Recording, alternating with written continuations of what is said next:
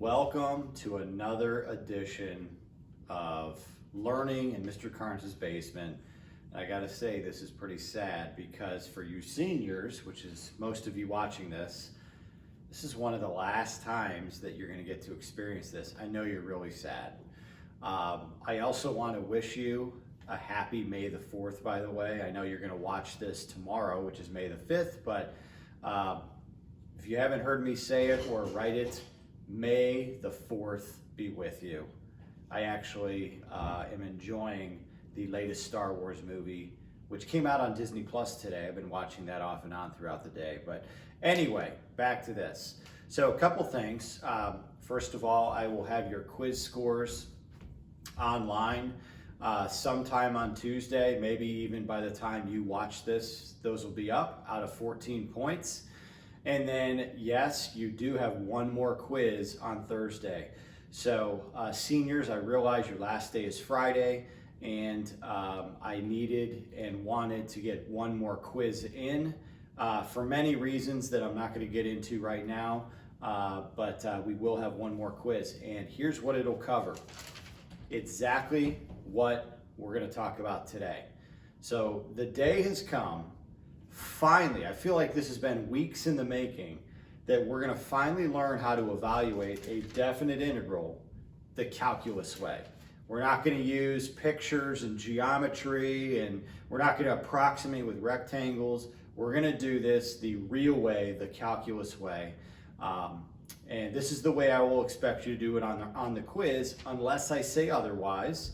But the majority of the quiz for sure will look like this, okay? So here it is.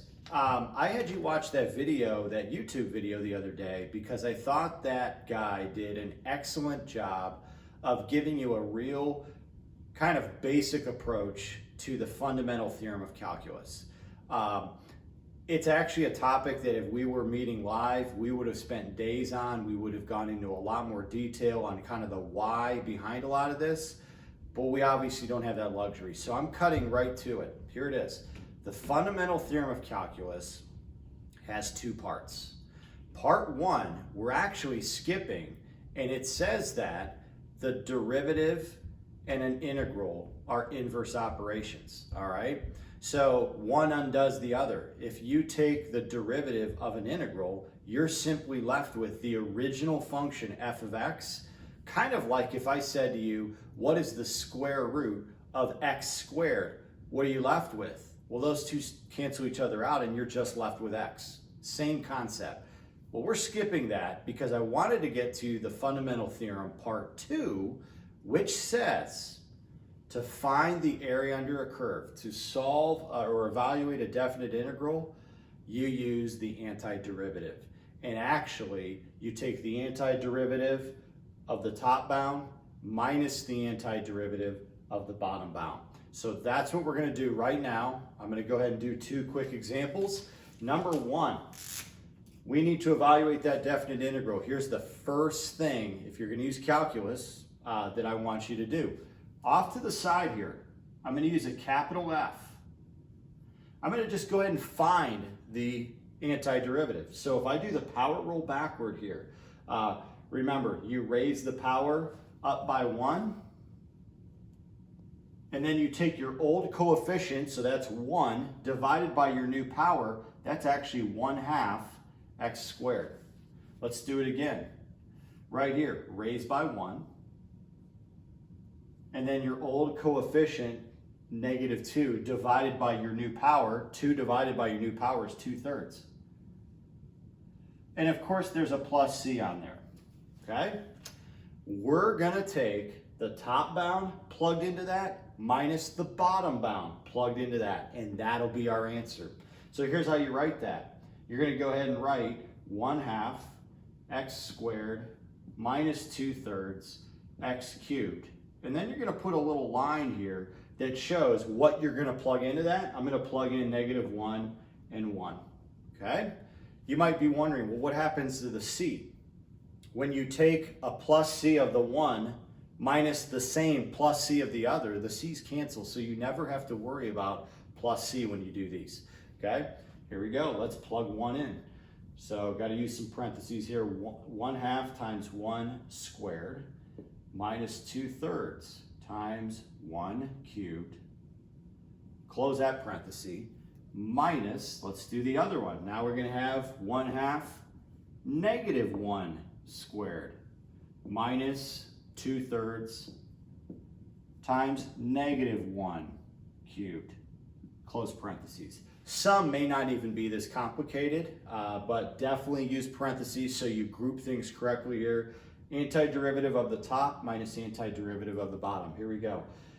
This is obviously 1/2 minus, this is obviously 2/3. I'm going to still group these. Minus over here, negative 1 squared is 1, so that's still going to be 1/2. But negative 1 cubed is negative 1. So negative 2/3 times negative 1 actually is going to be a plus 2/3. Okay? All right, continuing on. If I got rid of the parentheses, 1/2 minus 2/3 minus 1/2, and if I distribute that negative correctly, it'd be minus 2/3 over here.